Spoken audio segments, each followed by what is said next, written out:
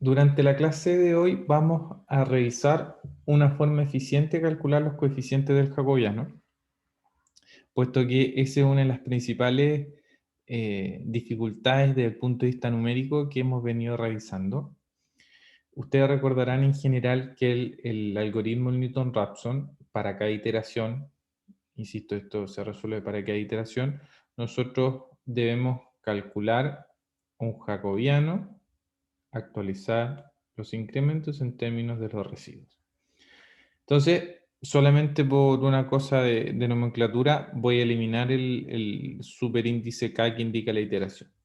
En ese sentido, nosotros lo que hacemos es determinar los coeficientes del jacobiano, que para este caso sería la derivada de los valores calculados respecto a los ángulos, el J2 la derivada de los valores calculados de potencia activa respecto a los módulos, el J3 la derivada de la potencia reactiva calculada respecto a los ángulos, y el J4 la derivada de la potencia reactiva calculada respecto a los módulos. Eso es el solo elemento del jacobiano y lógicamente esas derivadas se obtienen a partir de los valores calculados de potencia activa y reactiva. Por otro lado, tenemos en el lado derecho el vector de residuos, que es simplemente los residuos son los valores, en este caso el de potencia activa, que sería el valor programado menos el valor calculado, y el de potencia reactiva, el Q programado menos el Q calculado. Ahora, en cada iteración nosotros debemos determinar las componentes de los jacobianos, invertir la matriz, premultiplicarla por el vector de residuos, y eso nos va a dar los incrementos. Esos incrementos se suman a la condición inicial y nos permite obtener la actualización de la iteración. Ahora, en ese sentido, tuve un problema con el... Voy de nuevo.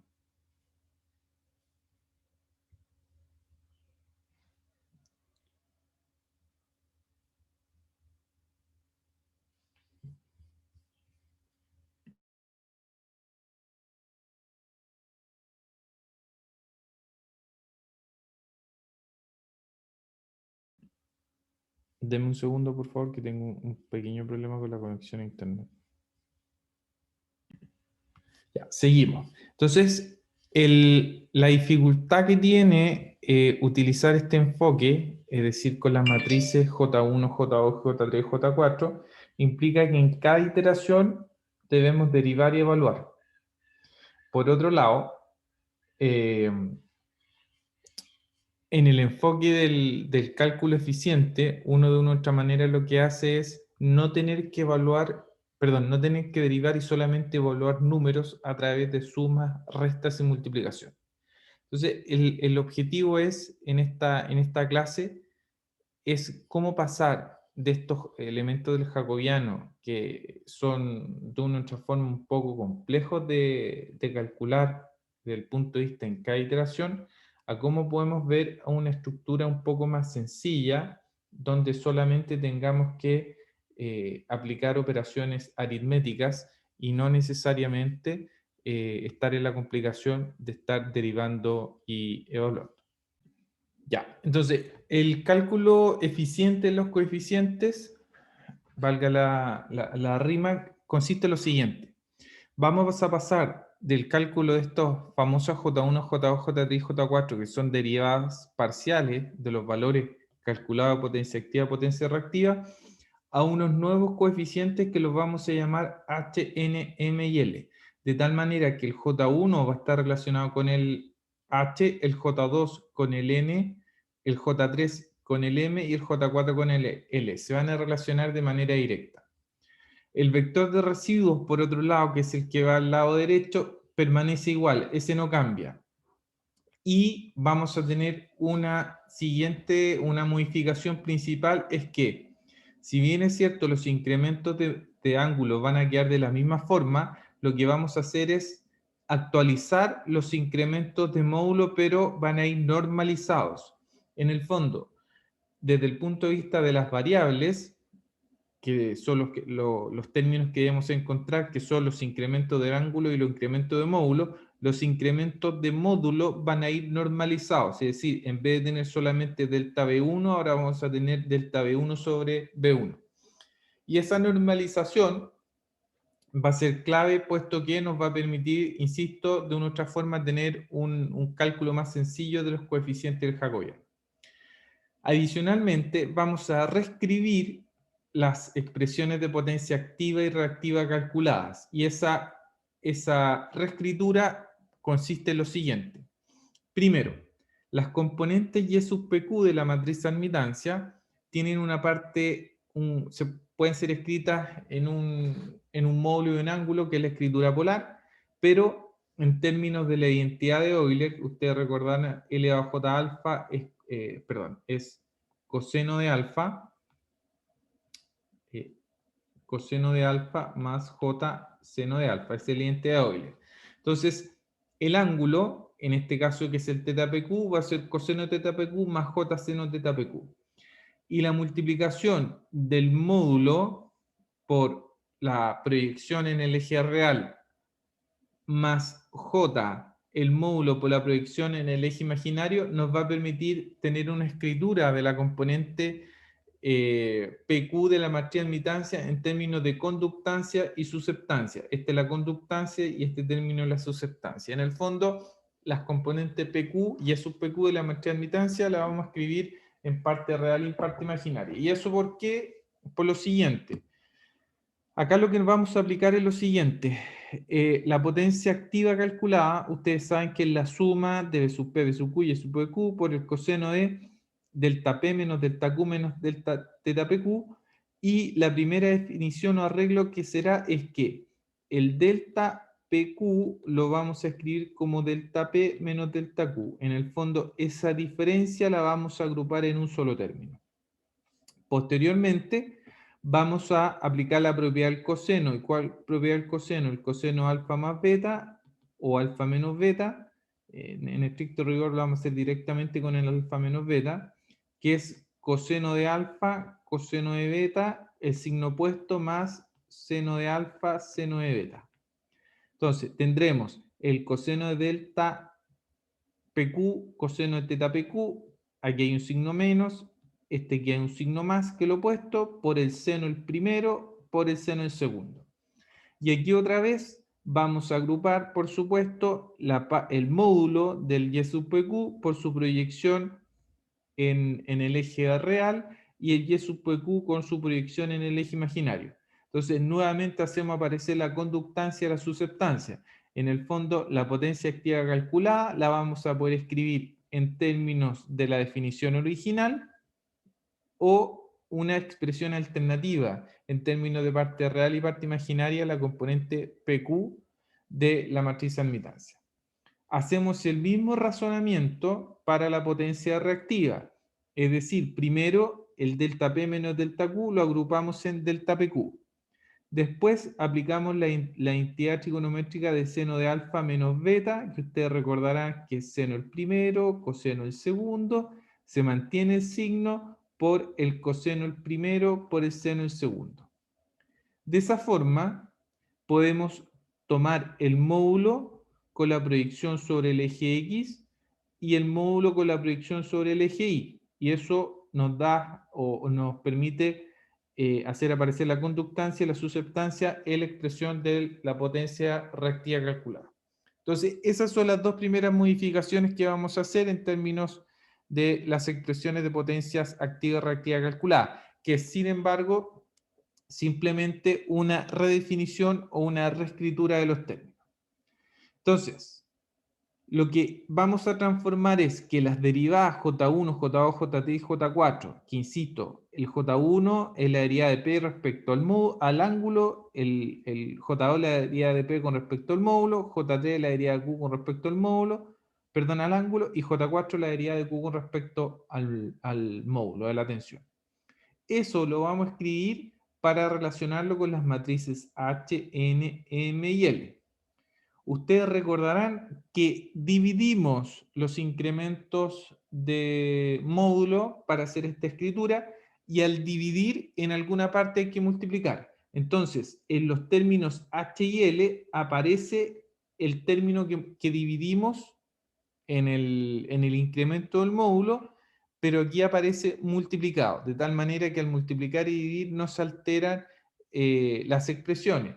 ¿Por qué son estos dos términos? Porque tanto el término de la derivada potencia activa con respecto al módulo y la derivada de la potencia reactiva con respecto al módulo son los que multiplican a los incrementos de módulo. Entonces, ahí es donde nosotros multiplicamos para eliminar el efecto de haber normalizado el incremento del módulo.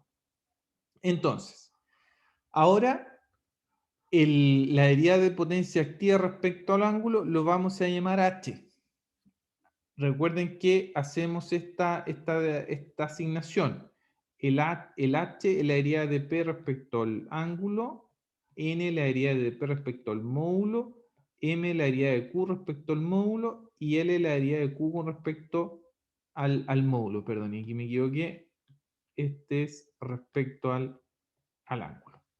Entonces, vamos con la primera nueva matriz en su componente diagonales, porque lógicamente las matrices o las submatrices J1, J2, J3, J4, que ahora son H, N, M y L, tienen términos diagonales y fuera de la diagonal. Entonces nos vamos primero con los términos de la diagonal.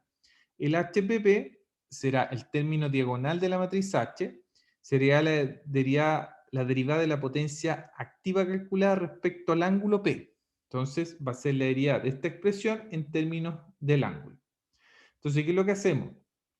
Fíjense que el contador está en Q, el contador no está en P. Entonces vamos a separar primero el término propio y en la sumatoria vamos a eliminar el Q igual a P. Entonces, al derivar con respecto al ángulo, lógicamente este término es cero porque no depende del ángulo. Y fíjense que el ángulo está aquí y acá. Y recuerden que el delta PQ es delta P menos delta Q. Entonces, aquí lo que hacemos es aplicar simplemente la regla de la cadena. La derivada, como el delta P está en este término, vamos de fuera hacia adentro. Y la derivada del coseno es menos seno, por eso aparece el menos fuera. Y el seno se transforma en seno, ¿verdad? Y como está delta P menos delta Q, por regla de la cadena es 1. Después,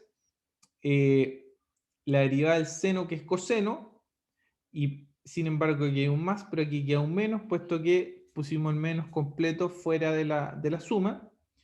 Y adicionalmente hay que hacer un arreglo que es sumar y restar b sub pp por b sub p cuadrado. Lo sumamos y lo restamos para no hacer nada. ¿Y por qué hacemos ese término? Para poder introducir en la sumatoria el término q igual a p. Entonces, un término que lo ponemos dentro de la suma, pero con un signo contrario para mantener el menos que está afuera, y el otro queda en este caso restando. Entonces ahora podemos hacer q igual a p dentro de la sumatoria para considerar este término.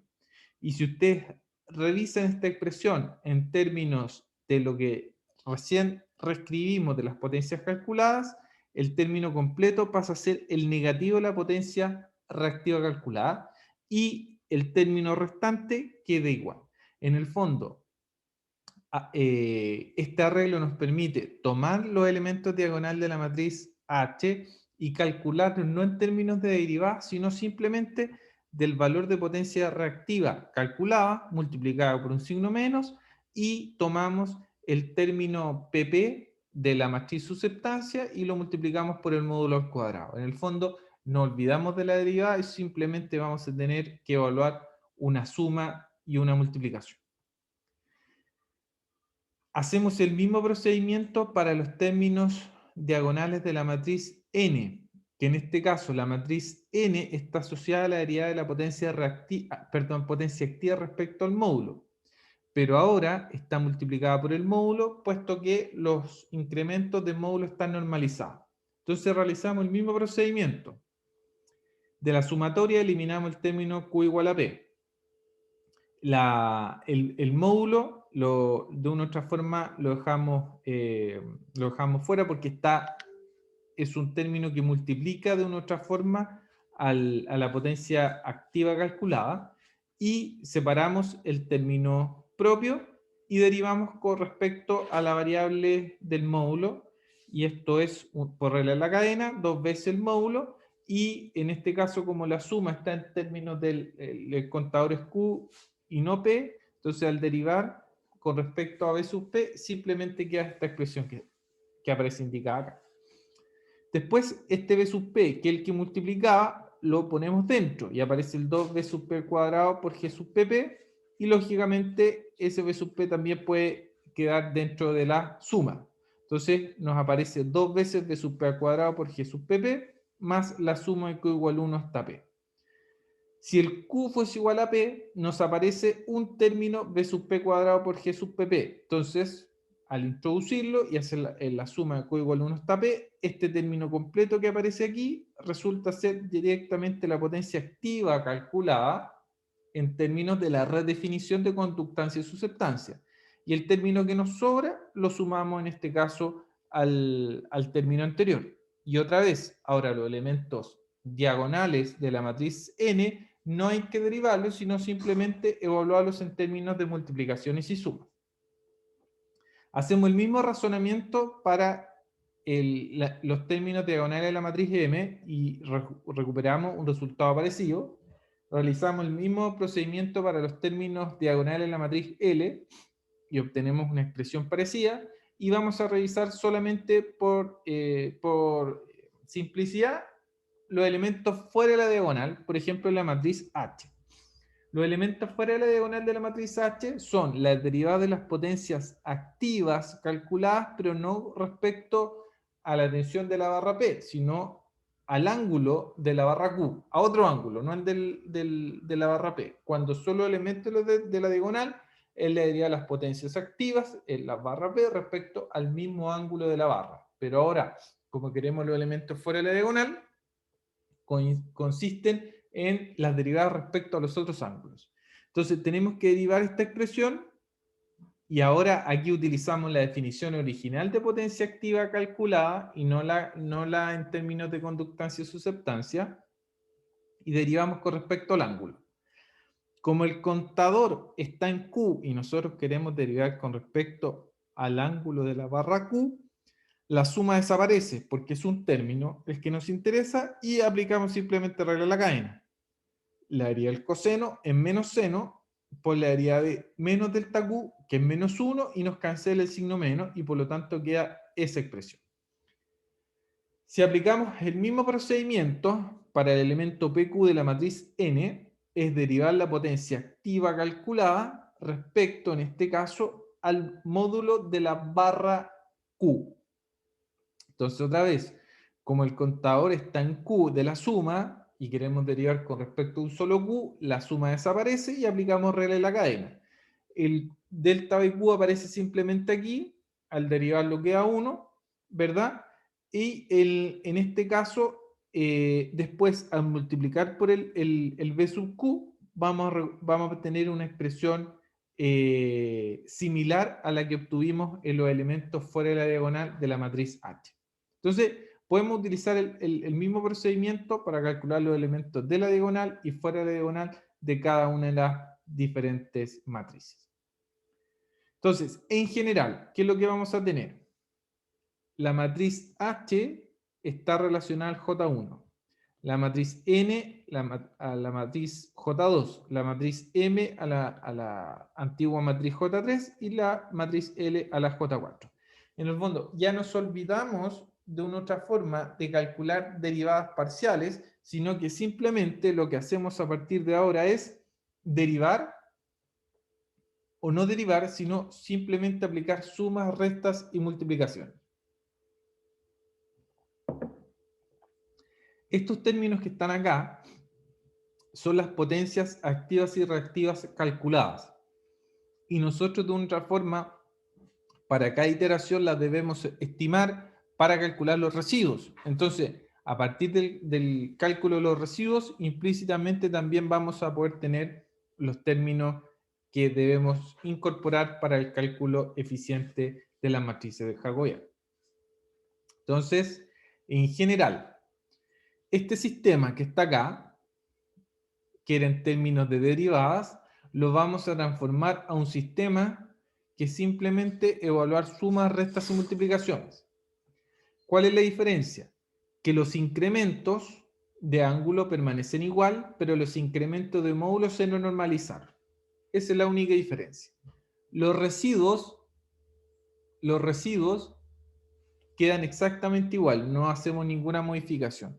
El único término que se altera, insisto, son los incrementos de módulo que están normalizados. Y eso nos va a permitir contar con una estructura general para el cálculo de los elementos del jacobiano, donde vamos a tener los elementos diagonal y fuera de la diagonal de las matrices H, N, M y L. En este nuevo enfoque, los incrementos de ángulo se calculan de la misma forma, es decir, el incremento se suma a la condición inicial, pero los incrementos de módulo se actualizan de una forma diferente. En la escritura de los términos en la escritura de los términos J1, J2, J3 y J4, calculábamos el incremento y lo sumábamos a la condición inicial. En la forma de esta escritura en términos de H, N, M y L, lo que hacemos es tomar el incremento normalizado, le sumamos 1 y lo multiplicamos, en este caso, a la condición inicial. Si ustedes desarrollan esta expresión B sub P en K por 1 más B sub P en K por el incremento normalizado, recuperamos inmediatamente la expresión anterior. Así que no hay problema en la forma que lo hemos hecho y que lo estamos haciendo. Así que eso sigue siendo igual. Entonces, veamos lo que íbamos la clase pasada. Aquí terminamos, ¿cierto? Y comenzamos a ver la definición de esta forma eficiente de calcular el jacobiano. Entonces, aquí está el mismo desarrollo. Yo les voy a subir los dos PPT, no hay problema. Y recuperamos la escritura general, que lo más importante es que ya dejamos de calcular términos paso a paso de derivadas para el jacobiano y que simplemente evaluamos multiplicaciones y sumas y restas. Esa es la ventaja de la escritura eficiente. Entonces, pensemos en el mismo sistema de 3 barras, es decir, recuerden ustedes que estábamos analizando este sistema. Este sistema donde teníamos una carga. En ese mismo sistema, si uno aplica la definición estricta de los términos de los jacobianos, nosotros vamos a tener una matriz H, una matriz N, una matriz L y una matriz M.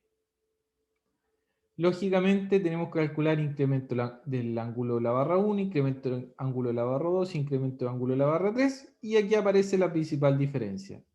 El incremento del módulo 1 normalizado, el incremento del módulo 2 normalizado, el incremento del módulo 3 normalizado, y en el lado derecho aparecen simplemente los residuos, que esos no cambian y se mantienen de la misma forma como lo estábamos calculando anteriormente. Eso permanece exactamente igual.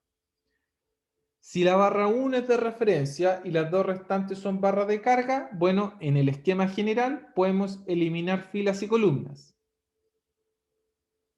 ¿Qué quiere decir eso? Si la barra 1 es de referencia, no tiene sentido calcular ese término, tampoco ese residuo, y no tiene sentido calcular ese término y tampoco ese residuo. Entonces, eliminamos la primera fila, eliminamos la primera columna, eliminamos la cuarta fila, eliminamos la cuarta columna, y lógicamente nos queda un sistema reducido, que es exactamente lo mismo que estábamos haciendo recién.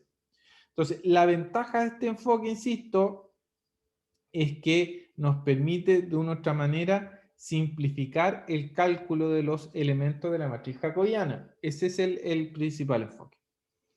Veamos ahora, en este mismo caso, si además de que la barra 1 es de referencia, la barra 2 es de carga y la barra 3 de tensión controlada, bueno, las mismas definiciones que hacíamos en el caso anterior. Ese término no se calcula, ese término no se calcula, y adicionalmente, como la barra 3 de tensión controlada, ese término tampoco se calcula. Por lo tanto, eliminamos la primera fila, eliminamos la primera columna, la cuarta fila, la cuarta columna y la última fila. Y lógicamente eliminamos los residuos que correspondan. De esa forma, el sistema a calcular es mucho más chiquitito, pero ojo, insisto, la ventaja está acá, que estos términos no hay que derivarlos y evaluarlos, sino que simplemente evaluar sumas, restas y multiplicaciones. Entonces, veamos un ejemplo. Tratemos de aterrizar esto con un ejemplo. Supongamos que tenemos este set de 3 barras, donde lógicamente, y nosotros ya sabemos identificar las barras, la barra 1 es nuestra barra slack, la barra 2 es una barra PQ, y la barra 3 puede ser una barra PQ, una barra PD, pero como nos especifican el módulo, inmediatamente la barra 3 es una barra de tensión controlada. Este término de aquí es Z1, el inverso de Z12, este es el inverso de Z13, y este término acá es el inverso de Z23. Entonces, lo primero que hacemos es estructurar el sistema completo, como dice ser el Newton-Raphson general, y lógicamente eliminamos las variables que nosotros ya conocemos. El delta 1, el delta B1 normalizado, lo eliminamos porque la barra 1 es la barra slack, y la barra 3 es la barra de tensión controlada. Entonces eso nos permite, de una otra manera, reducir la complejidad del sistema. Por lo tanto, ahora tenemos que calcular estos términos. Y aquí es donde hay que hacerlo con cuidado. Insisto, esto es programable, pero en el momento de la resolución de la prueba, ustedes pueden utilizar MATLAB, pueden utilizar las calculadoras, pero en el desarrollo que envíen, en la resolución de la prueba, debe estar detallado claramente los pasos que utilizaron y no simplemente copiar y pegar el resultado, porque eso no justifica el desarrollo de la evaluación. Entonces, nos vamos a enfocar aquí para ir revisando cada uno de estos términos. Así que denme un segundo para cambiar de PPT. Vamos a resolver este ejercicio paso a paso. Yo se los voy a enviar lo voy a subir al virtual para que ustedes también lo tengan a disposición y lo revisen con todo el detalle que corresponda. Entonces, en este caso, este sistema es un poquito diferente al anterior porque tiene más cosas, pero en esencia es lo mismo. Primero la barra 1 es la barra slack, puesto que el módulo del ángulo es conocido. La barra 2, como conocemos la demanda y conocemos la generación en su componente activa y reactiva, inmediatamente es una barra PQ. Y la barra 3, que puede ser de carga o de tensión controlada, inmediatamente de tensión controlada porque el módulo lo conocemos. Entonces, este ejercicio de una otra manera tiene todas las componentes que debemos evaluar para resolver el flujo de potencia. Entonces, me voy directamente a lo que nos interesa en esta parte, que es lógicamente resolver el problema. En primer lugar, debemos hacer esta tablita para especificar las variables que vamos a obtener en el problema del flujo de potencia, que es la especificación de las barras. En segundo lugar, el cálculo de la matriz de admitancia. Usted ya lo vimos, lo pueden revisar, que el cálculo de la matriz de admitancia, su rango va a estar dado por el número de barras que tiene el CEP, y en este caso, como tiene barra 1, barra 2 y barra 3, la matriz de admitancia de 3 por 3. Dibujamos el unilineal en términos de la impedancia serie, las admitancias, ¿verdad? Y ustedes pueden verificar que la matriz de admitancia va a tener esa estructura. Ustedes lo pueden verificar. Después, y es donde quiero irme directamente, es que si nosotros resolviésemos el problema en términos de los jacobianos a partir de las derivas parciales, debemos plantear estas ecuaciones en cada una de las barras y derivar, en el fondo, el modelo general del Newton-Raphson completo en términos de la J1, J2, J3 y J4 es obtener estas derivadas donde este término era lo que nosotros llamamos J1, esta submatriz el J2, esta matriz que está acá, el J3, y esta otra submatriz finalmente, el J4. Para calcular los tres incrementos de ángulo, los tres incrementos de módulo, en términos de los residuos de potencia activa y los residuos de potencia reactiva. Pero, como lo comentamos, ese enfoque es complejo desde el punto de vista numérico, porque hay que derivar en cada iteración. Entonces, lo que vamos a hacer ahora es cómo, a partir de este mismo modelo en términos de derivadas parciales, poder calcular el jacobiano, pero en términos de sumas, restas y multiplicaciones. Entonces, aquí es donde quiero llegar para poder ir clarificando la idea. Primero, esta submatriz H, recuerden ustedes que es el análogo del J1. Esta submatriz N es el análogo del J2. Esta submatriz de acá es el análogo del J3 y esta submatriz es el análogo del J4. Los tres incrementos de ángulo, los tres incrementos de módulo normalizados y los residuos de potencia activa y los residuos de potencia reactiva. Dado que la barra 1 es la barra slack, ese término no se calcula, este término tampoco se calcula y lógicamente ese residuo no va y ese residuo tampoco va. Y como la barra 3 es una barra de tensión controlada, ese término tampoco se calcula y lógicamente ese término tampoco se considera. Y es por eso que el sistema a resolver es este de acá, que es reducido, donde vamos a tener que calcular cada uno de estos coeficientes. Los residuos de potencia activa y reactiva los vamos a ir calculando y también utilizando en la resolución del problema. Entonces, vamos a lo que nos convoca. ¿Cómo se calculan esos elementos H, N, M y L? Entonces, primero debemos considerar la matriz admitancia escrita en forma rectangular, porque los términos H, N, M y L consideran los elementos de la matriz admitancia tanto en forma polar como en forma rectangular. Entonces, es conveniente tenerlo escrito de la siguiente forma. Entonces, otra vez, primero, la matriz de admitancia en parte real y parte imaginaria, la conductancia y la susceptancia, y aquí podemos utilizar los valores calculados de potencia activa y reactiva en términos de la escritura normal o en términos de la escritura en conductancia y susceptancia. Lo mismo para la potencia reactiva, en términos de la forma polar, si ustedes lo quieren ver, o también en la forma rectangular. Hay que tener las dos expresiones a mano. Y aquí vamos primero. Entonces, el H22, que es este término que está acá, es, como el contador es 2, estamos en elemento en la componente diagonal. Y por la definición del H22 es el negativo de la potencia neta calculada en la barra 2, H2 en 0, porque estamos en la iteración K igual 0, menos el B sub 22 por el módulo de la tensión en la barra que estoy parado, que es 2 en 0. Acá, como estoy en el H22, el P en este caso vale directamente 2.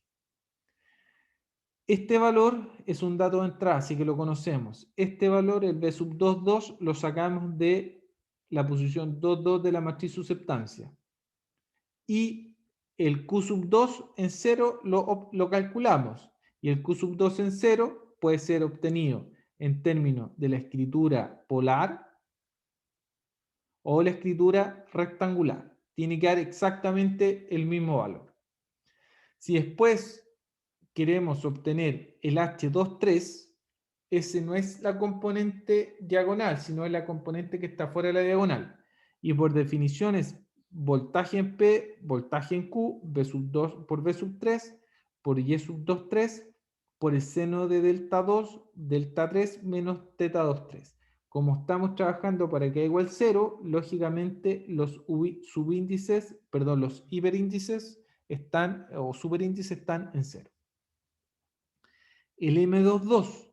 El M22 es el elemento diagonal de la matriz M, que será P2 en 0 menos G sub 22, y G sub 22 lo sacamos de la matriz conductancia, la posición 22, y lo multiplicamos por el módulo de la barra P, que en este caso P vale 2 al cuadrado. El P sub 2 lo podemos calcular en términos de la expresión de potencia activa calculada en función de la escritura polar. El M23 es el negativo de B sub 2 por B sub 3 por Y sub 2, 3 por el coseno de la diferencia angular. Entonces, lo clave acá para poder resolver el problema con la suficiente certeza es que esto ustedes lo programen, y esto es simplemente hacer un ciclo for, y ustedes lo pueden programar y después tomar los elementos que les interese. ¿A qué me refiero yo? Hacer un programita que permita calcular todos los H, todos los M, todos los M y todos los N. Y después ustedes eligen los que necesitan incorporar para la resolución del Jacobiano.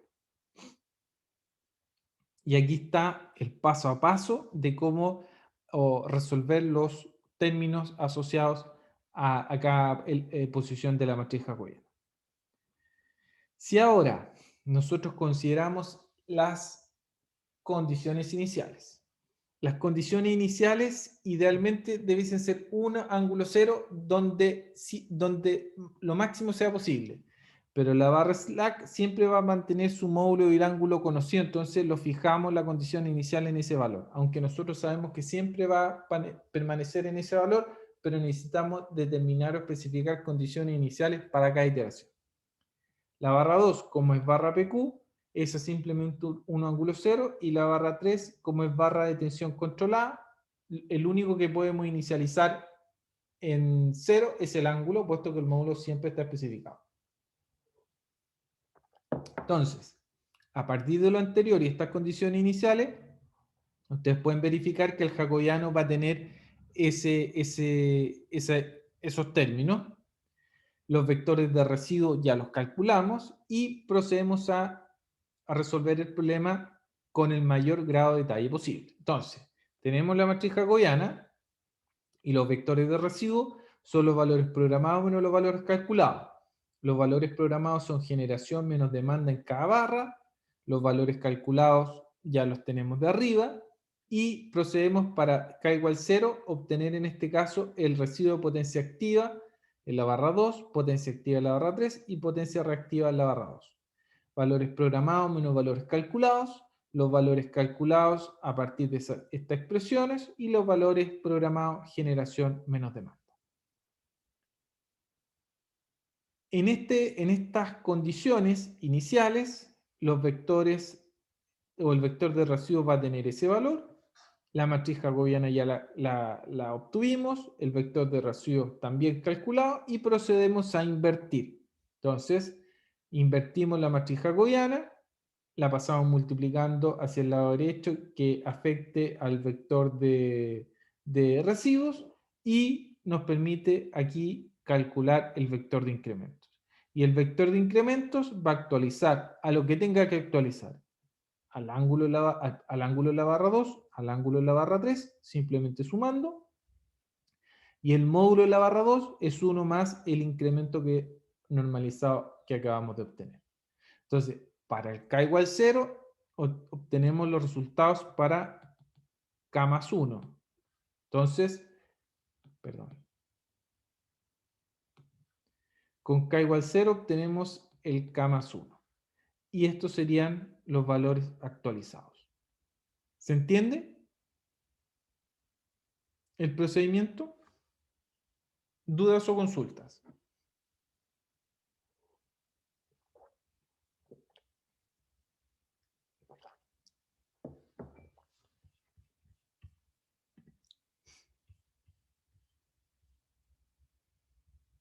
Bien, seguimos entonces. Una vez que nosotros ya tenemos los módulos y los ángulos actualizados, podemos determinar, como les comenté hace una clase atrás, si las líneas absorben o inyectan reactivos. Esta expresión nosotros ya la definimos, que si teníamos la línea de transmisión, calculamos la potencia compleja en la entrada, calculamos la potencia compleja que va del receptor al transmisor y la sumamos. Entonces calculamos el SPQ, calculamos el SQP, hacemos la suma y obtenemos una expresión que nos permite determinar si la línea inyecta o absorbe reactivos. Entonces, para el k igual 0, estos son los resultados de K igual 0, podemos evaluar si las líneas inyectan o absorben reactivo. Entonces, calculamos la pérdida de la línea de 1 hasta 2, que sería el P más menos Q de pérdida, y en la línea 1, 2 nos da P menos Q. Por lo tanto, la línea 1, 2 inyecta reactivos. Entre la línea 2, 3 tenemos P menos Q, también inyecta reactivos, y en la línea 3, 1 también nos da P menos Q, la línea inyecta reactivos. Si queremos las pérdidas totales de potencia activa y reactiva, podemos sumar las potencias netas calculadas. Recuerden que las potencias netas calculadas, cuando el flujo de potencia termina o converge, se iguala a las potencias netas programadas. Y la suma de las potencias netas, sí o sí, va a ser igual a las pérdidas totales del sistema de transmisión. Si queremos evaluar la potencia neta o la potencia activa y reactiva que inyecta a la barra de referencia, bueno, el P más JQ de la barra referencia va a ser igual a la potencia neta en la barra 1. ¿Y por qué? Porque no tenemos demanda. Recuerden que las potencias netas programadas se igualan a las potencias netas calculadas cuando el flujo de potencia converge. Entonces, en este caso, como no tenemos demanda en la barra 1, la potencia neta de la barra 1 se iguala directamente a la potencia compleja que está inyectando el generador conectado a esa barra. Por lo tanto, a partir de los datos anteriores podemos determinar cuánto inyecta en potencia activa y potencia reactiva el generador que está conectado a la barra 1. Si queremos la potencia neta reactiva que inyecta el generador conectado a la barra 3, bueno, simplemente podemos mirar solamente la parte imaginaria de la potencia compleja y saber que la potencia neta calculada se igualó a la potencia neta programada, porque estamos suponiendo que el flujo de potencia ya convergió, y en ese caso la diferencia de generación menos demanda es igual a la potencia neta, y por lo tanto, como calculamos la potencia neta de la barra 3, tomamos solamente su parte imaginaria y hacemos la igualdad término a término, y por lo tanto nos permite saber cuánto inyectó el generador conectado a la barra 3 para la situación del K igual 0. Entonces, esto permite de una u otra manera poder tener una visión clara y concreta de cómo resolver el problema del flujo de potencia, en al menos la iteración K igual 0, utilizando la metodología del cálculo eficiente de los términos del jacobiano. Eso va a ser clave para que ustedes lo puedan programar y después ir revisando cada uno de los términos y las componentes que se deben considerar en el paso a paso de las preguntas que les pudiese hacer durante la evaluación. ¿Dudas o consultas?